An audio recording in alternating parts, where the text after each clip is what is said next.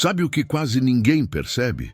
Que essa conversa sobre criança interior não é só psicologia fofinha, é sobre poder. Quem não conhece as próprias feridas vira refém delas. É como se o inimigo morasse dentro da sua própria casa e você entregasse a chave. Você se acha livre, mas quem decide suas reações é aquela criança esquecida que ainda está esperando colo. Isso tem um impacto brutal.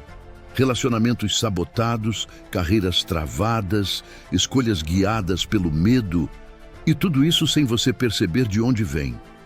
A camada invisível é essa. Cada crença que você carrega é como um óculos sujo. Você olha para o mundo e acha que está vendo a realidade, mas o que vê é a lente. Miguel acreditava que não era importante e por isso qualquer detalhe virava prova dessa verdade. Selma acreditava que sempre decepcionava, então qualquer crítica virava sentença. O mundo vira um espelho distorcido das nossas próprias feridas. E a parte mais cruel é que a gente defende essas lentes como se fossem a realidade. Isso não é só um detalhe, é a prisão. E tem mais. Quando não olhamos para a criança sombra, ela não some. Ela encontra outros jeitos de aparecer. Às vezes, é no perfeccionismo do colega que nunca relaxa, na obsessão por controle de quem não suporta imprevistos, na compulsão por agradar os outros só para não ser rejeitado. São máscaras. Só que máscaras custam caro. Porque atrás delas existe sempre um medo antigo. Se eu for eu mesmo, não vou ser amado.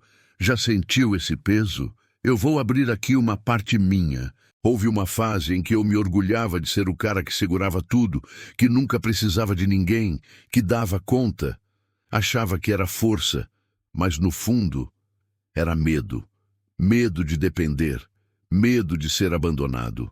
Eu não confiava em ninguém porque, lá atrás, aprendi que confiar podia ser perigoso. O resultado?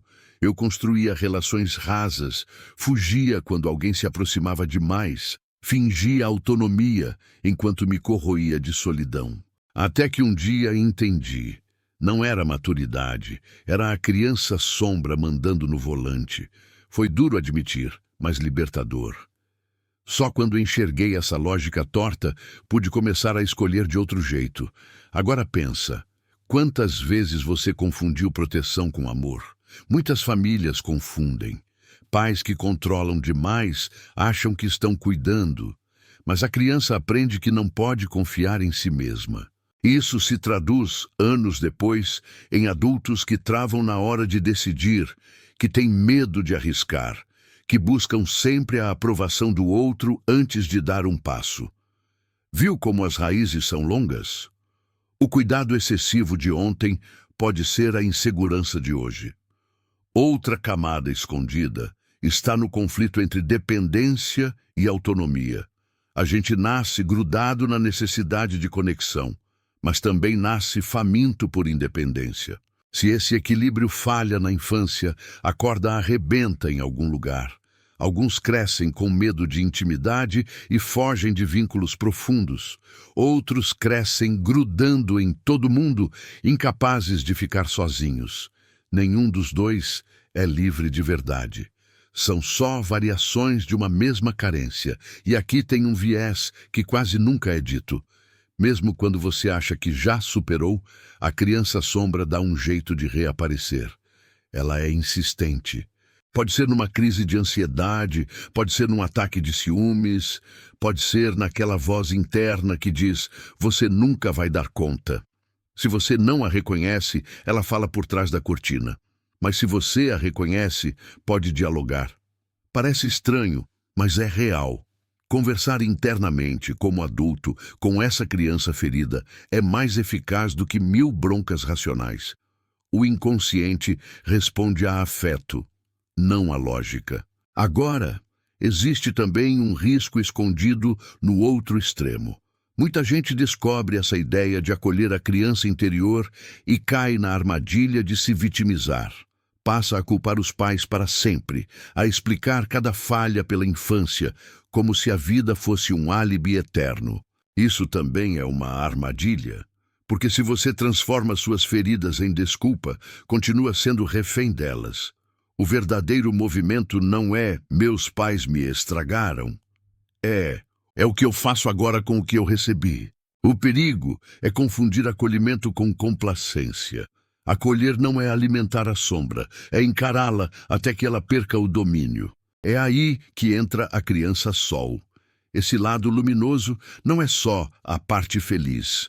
É a prova de que, mesmo feridos, continuamos inteiros. Sempre existe uma porção saudável, espontânea, curiosa, que pode crescer se tiver espaço. Dar voz à criança sol é como abrir uma janela num quarto fechado. Mas cuidado, ela não aparece por mágica. Você precisa regar, precisa se permitir prazer simples, autenticidade, pequenos atos de coragem. E, acima de tudo, precisa calar aquela voz interna que vive dizendo: não faça, não seja, não sinta. Essa voz, adivinha, não é o adulto em você, é o eco do crítico interior que você herdou. Vou te contar outra coisa. Houve um momento em que eu percebi que estava sabotando minha própria alegria. Eu dizia que queria ser livre, mas sempre me pegava escolhendo a segurança, evitando riscos, me agarrando ao que era previsível. Até que um dia caiu a ficha. Eu não estava evitando riscos, estava evitando viver. Porque a criança sombra em mim tinha medo de falhar, medo de ser ridicularizada. Quando enxerguei isso, comecei a fazer pequenas escolhas diferentes, aceitar convites que eu recusaria, abrir conversas difíceis, me permitir errar sem me crucificar. E foi nesse espaço que a criança sol começou a respirar. Não foi mágico, foi gradual, mas foi real. E agora eu quero te provocar. Se você olhar para dentro, qual parte está mais no comando hoje?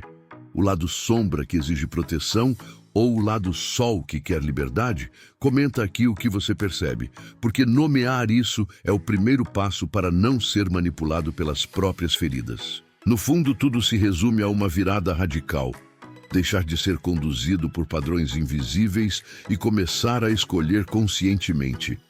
É parar de repetir e começar a criar.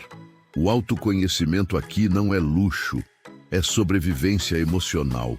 Quem não reflete, projeta. Quem não acolhe, repete. E quem não se responsabiliza, transfere a própria vida para as mãos dos outros. Então eu te deixo com essa pergunta pesada, mas necessária. Você está disposto a olhar para a criança em você, mesmo que doa, para enfim se tornar adulto de verdade? Comenta aqui o que essa reflexão te despertou. Porque é na troca que a gente amplia a visão e encontra forças que sozinho talvez não tivesse. Se essa conversa fez sentido para você, é um sinal de que estamos juntos nessa. Para que mais pessoas encontrem a selva interna, curte o vídeo, compartilha com quem você acha que precisa e se inscreve no canal.